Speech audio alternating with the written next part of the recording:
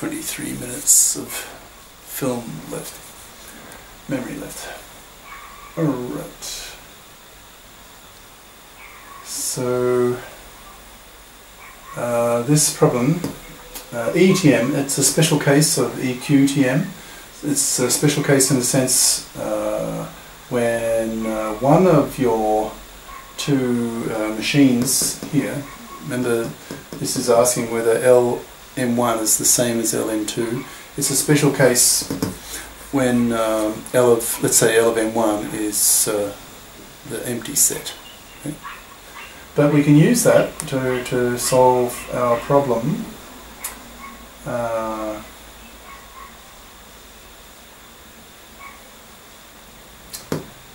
Well, you can probably see it just from the proof itself. What we'll do is we will have one of these machines reject all strings. So obviously its language would be the empty set, and we can use that to get a reduction that we want, and hence the proof that what is it, EQ? That EQTM is undecidable. Right? So yeah, the usual thing, proof by contradiction. You assume that this is decidable, therefore it's a Turing machine that decides it, call it R. You know, this is all routine now, we've done this quite a few times. Okay, and we'll construct a larger Turing machine S to decide this.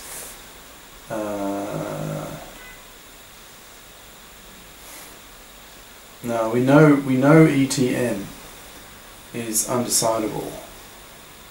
Okay, so if we can construct a Turing machine that does decide it, we've got ourselves a contradiction. Okay, so that's the strategy.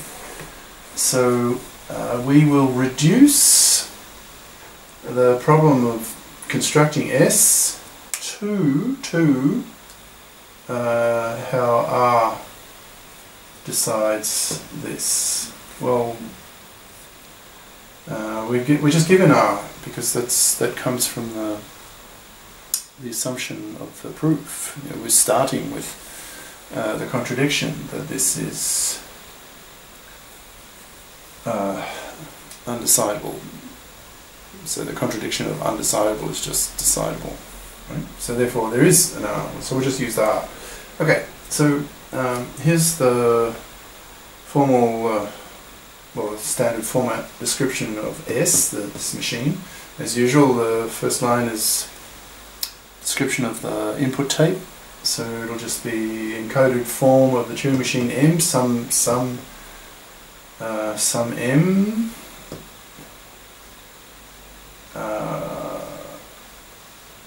where M is just a Turing machine. Now where? I'm a bit puzzled on what's the link between M1 and M2 and M. Are they just connected?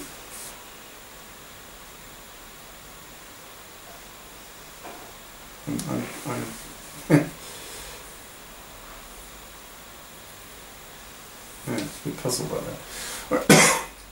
Okay, so now R, remember, decides R decides this.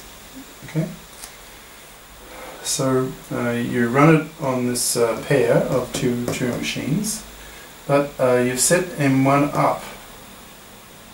I guess this M is equal to M2. That's my guess. But again, you know, it's not stated in the text. You see why, you know, becoming increasingly frustrated with Sipser. All right. Okay, so run R on this pair of Turing machines with fixed M1. So that it rejects all inputs. So we know that this one's language, M1's language, L of M1, will be the empty set. Right? So now, so if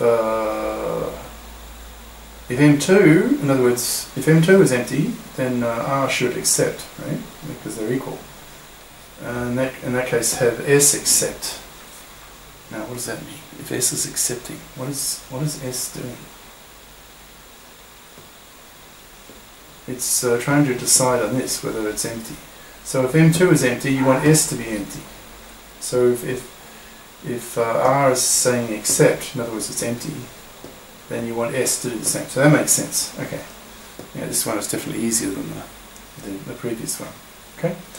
And correspondingly, if R rejects, well, you want S to reject as well. Alright, and the rest just follows as usual. Okay. So in other words, if R decides this, then S decides, ETN decides that, and I guess this has the M here goes into here. That's otherwise, they're just totally disconnected. There's no connection. Doesn't make any sense. So that will go here, I assume. All right. Okay, so S decides this, but that's a contradiction. Now,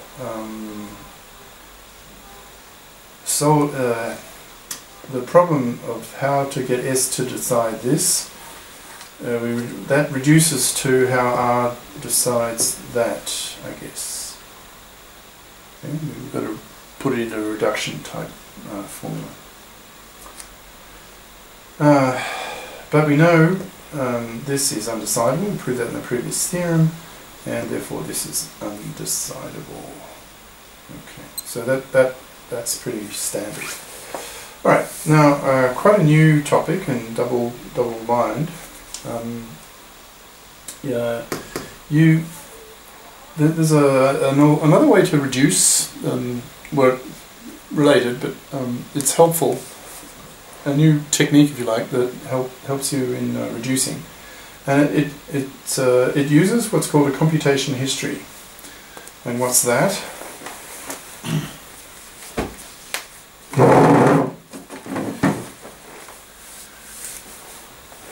Now, before I explain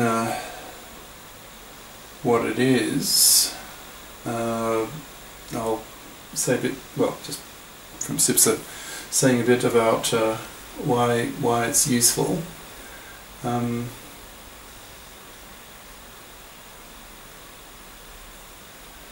You can use, well, I just want to the chicken or the egg. Do I say what it is first, or why it's useful first? Well, perhaps I'll say what it is first, and it may make more sense. Okay, so what is a computation history? It's just, for a Turing machine, it's just the sequence, one after the other, of the Turing machine's configurations. Right? Now, can you remember what a configuration of a Turing machine is? A bit of revision. At any given moment, Turing machine works in steps, right? Step, step, step, step. So at any given step, at that moment of that step, the machine will be in a given configuration. And what is that? Well, the configuration of a Turing machine is defined, you have to state the values of three things. It's a triple. The state that the Turing machine is in at that moment, at that step, the contents of the tape at that moment, at that step, and the position of the head on the tape at that step. Those three things. Okay? So if you know the configuration, you know the properties of the Turing machine at that moment. Okay? So a computation history is just well, the history of all the configurations. Just you just list them in time order, a sequence. You start off in this configuration, so that'd be like C1, configuration 1, and then the next step, your Turing machine would be in configuration 2 or C2, and then C3, dot dot dot dot dot dot dot, and assuming the Turing machine holds, you'll have a final configuration. You could call that CL or whatever. Okay, so that's what a configuration history is. Now you can use that computation history, the sequence of configurations of the Turing machine. You can use that. Let's see. Why is it useful? So it's an important technique. You're using this history for proving. Right. So it helps you prove that ATM is reducible to some other language. You want me to say that again?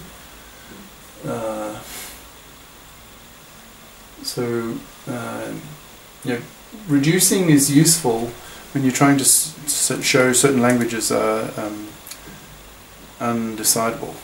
Okay, so you can use the computation history that will help you show or prove that this ATM is reducible to some language. Now this is not yet clear until we have to do some examples. It's sort of more an overview, give you a taste of what's coming. So so it's useful when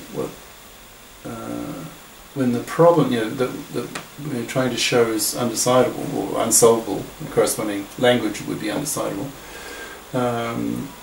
When that problem involves some kind of the testing of something, that's awfully vague. So wouldn't take it too seriously at the moment. Now a bit of a comment. This method of using computation history, and we'll do it next board. It was actually used in proving the undecidability of Hilbert's 10th problem. Remember that from earlier lecture?